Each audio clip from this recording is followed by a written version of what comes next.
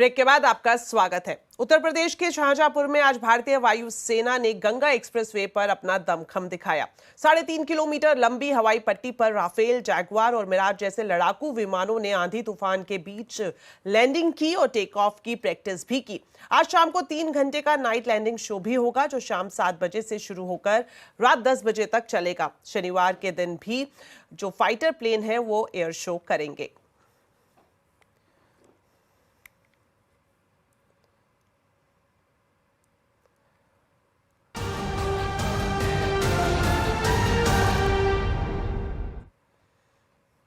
अब आपको पहलगाम में हुए आतंकी हमले से जुड़े बड़े अपडेट बता देते हैं। पहलगाम के बैसरन घाटी में एनआईए की टीम एक बार फिर से पहुंची है। एनआईए के डीजी श्रीनगर में मौजूद है। जांच के लिए विशेष उपकरण लेकर एनआईए की टीम बैसरन घाटी पहुंची। एनआईए की टीम कल भी बैसरन घाटी में गई थी और वहीं एनआईए के सूत्रों से खबर मिल रही है कि कई खच्चर वाले इस वक्त एनआईए के रडार पर हैं और पूछताछ के बाद कुछ संदिग्धों को हिरासत में भी लिया गया है। आपको बता दें, अब तक 1500 से ज्यादा जो खच्चर वाले हैं उनसे पूछताछ हो चुकी है और सूत्रों से यह भी जानकारी मिल रही है कि लगातार 8 दिनों से पूछताछ में एंट्री और एग्जिट पॉइंट समझने की यहां पर कोशिश की जा रही है। एक बड़ा अपडेट यह भी है कि पहलगाम हमले की जांच कर रही एनआईए की शुरुआती जांच रिपोर्ट में पाकिस्तान समर्थित आतंकी संगठन लश्कर-ए-तैयबा आईएसआई और पाकिस्तान सेना की साजिश का खुलासा हुआ है। रिपोर्ट के मुताबिक ये हमला पाकिस्तान की सुनियोजित साजिश का हिस्सा था। एनआईए के डायरेक्टर जनरल के नेतृत्व में तैयार की गई इस जांच रिपोर्ट को जल्द ही गृह मंत्रालय को सौंपा जाएगा।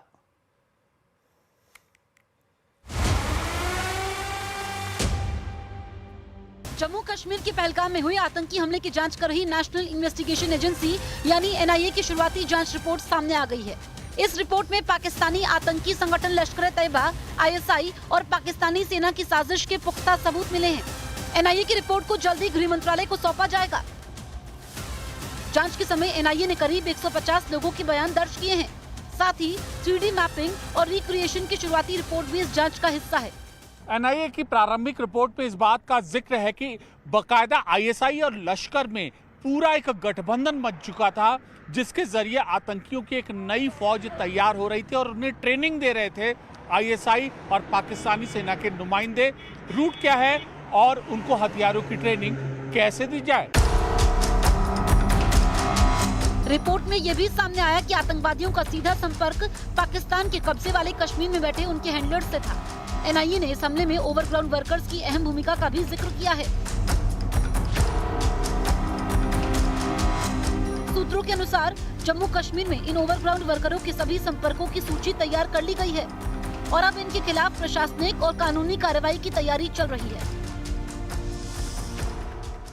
जब से पहलगाम हमले की जांच शुरू हुई है, ओवरग्राउंड वर्करों की भूमिका सबसे ज्यादा सामने आई है और 200 के आसपास ओवरग्राउंड वर्कर जिनको चिन्हित किया गया है उन पर शिकंजा करने की पूरी तैयारी है। दरअसल एनआईए सूत्रों के मुताबिक अपनी रिपोर्ट में ओवरग्राउंड वर्कर किस तरीके से पनपे और अब उन पर काबू पाने के लिए क्या तैयारी की जा रही है, इस बात का भी जिक्र है। एनआईए के डायरेक्टर जनरल की अगुवाई में तैयार इस शुरुआती जांच रिपोर्ट को गृह मंत्रालय को सौंपने की प्रक्रिया जल्द शुरू होगी। एनआईए की शुरुआती रिपोर्ट से ये साफ है कि पहलगाम में हुआ हमला सिर्फ गोलीबारी नहीं बल्कि एक बड़ी साजिश थी, जिसकी डोर पीओके से खींची गई थी। भारत के खिलाफ इस साजिश के साथ पाकिस्तान एक बार फिर आतंक का एक्सपोर्टर बनकर सामने आया है। आज से केदारनाथ धाम के कपाट खुल गए हैं। हजारों श्रद्धालुओं की मौजूदगी में भव्य धार्मिक समारोह और वैदिक मंत्रोच्चार के बीच केदारनाथ धाम के कपाट खोले गए। कपाट खुलते ही भक्तों ने मंदिर के अंदर जल रही अखंड ज्योति के दर्शन किए। उत्तराखंड के मुख्यमंत्री पुष्कर धामी केदारनाथ पहुंचे और कपाट खुलने के बाद उन्होंने दर्शन भी किए। मंदिर में प्रधानमंत्री मोदी के नाम से पहली पूजा की गई। यात्रा प्रारंभ हो गई है, बाबा के द्वार खुल गए हैं, तो यात्रा अच्छी होगी। हम सभी देशवासियों का, सभी श्रद्धालुओं का सबका स्वागत करते हैं। बाबा से प्रार्थना करेंगे कि जो प्रबंध हम लोगों ने किए हैं, चूंकि ये यात्रा थोड़ा कठिन यात्रा होती है, लेकिन उसके बावजूद भी किसी को यात्रा में कोई परेशानी न हो, उनकी यात्रा कम से कम कठिनाई में संपन्न हो, अच्छी हो, बाबा उन पर कृपा करें। तो मेरे साथ फिलहाल इस बुलेटिन में इतना ही। आप खबरों पर अपडेट रहें, CNBC आवाज से जुड़े रहें हमारे सोशल मीडिया हैंडल्स के जरिए। नमस्कार।